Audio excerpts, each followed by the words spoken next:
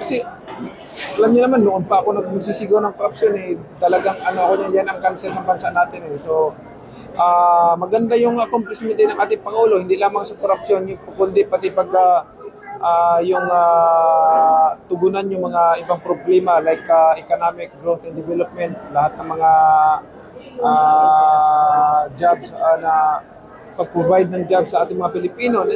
Lahat, binanggit niya kanina, so napakaganda for the President na mga accomplishment na masipag na Pangulo.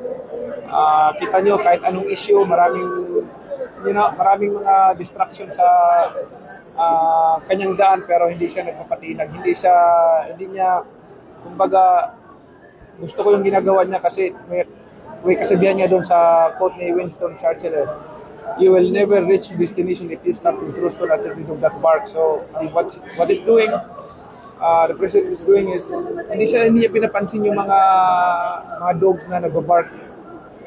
Focus lang siya doon sa goal niya na para makarating siya doon sa kanyang parurun at ma-accomplish na yung gusto niyang ma-accomplish. Sir, speaking of corruption, are you satisfied with the investigation with regards sa flood control projects na sa House of Representatives? Yes, kasi ongoing naman yung investigation.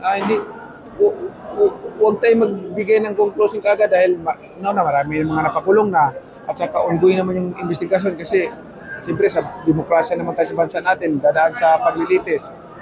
May depensa, may prosecution. So may mga ganun din. So kailangan idadaan sa proseso din.